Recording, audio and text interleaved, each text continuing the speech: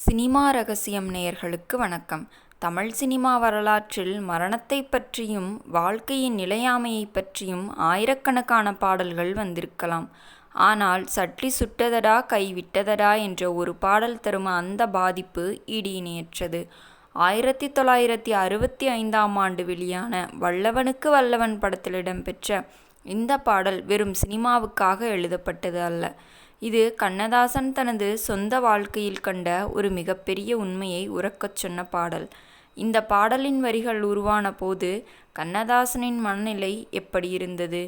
TMS இந்த பாடலை பாடி முடித்த பிறகு ஏன் மௌனமானார்? அதை பற்றித்தான் இந்த வீடியோவில் நாம் பார்க்க போகிறோம். வீடியோவை முழுமையாக பாருங்கள்.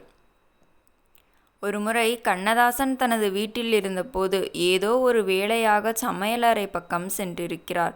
அங்கே அடுப்பில் இருந்த ஒரு சட்டி மிகவும் சூடாக இருந்திருக்கிறது.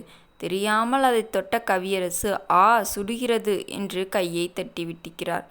அந்த ஒரு நொடி வலி அவருக்கு ஒரு மிகப்பெரிய ஞானத்தை தந்தது. சுடும்போது ஒரு பொருளை பிடித்து வைத்திருக்க முடியாது, அதை விட்டாத்தான் ஆக வேண்டும் என்ற அந்த சாதாரண செய்தி அவருக்கு வாழ்க்கையின் தத்துவமாக மாறியது. சட்டி சுட்டதடா கை விட்டதடா, புத்தி கெட்டதடா மோட்சம் கிட்டியதடா என்ற வரிகள் அங்கேயே இருக்கின்றன. ஒரு கவிஞன் என்பவன் சாதாரண சம்பவங்களை கூட எப்படி ஒரு காவியமாக மாற்றுகிறான் என்பதற்காக இதுவே ஆகச்சிறந்த உதாரணம். வேதா அவர்களின் இசையில் இந்த மெட்டு தயாரான போது கண்ணதாசன் இந்த வரிகளை கொண்டு வந்தார். இதில் நாம் கவனிக்க வேண்டிய மையக்கருத்து என்னவென்றால், ஒரு பாடலின் வரிகள் எவ்வளவு முக்கியமோ அதை வெளிப்படுத்தும் குரலும் அவ்வளவு முக்கியம். டி.எம். சௌந்தரராஜன் அவர்கள் இந்த பாடலை பாட வந்தபோது கண்ணதாசன் அவரிடம் ஒரு வேண்டுகோள் வைத்தார். சௌந்தரராஜன், இந்த பாடலில் ஒரு வைராக்கியம் இருக்க வேண்டும், அதே சமயம் ஒரு மனிதன் உலகத்தை விட்டு செல்லும்போது ஏற்படும் அந்த பக்குவம் இருக்க வேண்டும் என்றார். டிஎம்எஸ் பாடிய அந்த விதம் இன்றும் நம்மை உறைய வைக்கிறது. குறிப்பாக கும்பிட்ட கையடா கோவிந்தா என்ற அவர் அந்த உச்சகட்டத்தை தொடும்போது நமக்கு ஒரு நிமிடம் இந்த உலகமே பொய்யாக தோன்றும்.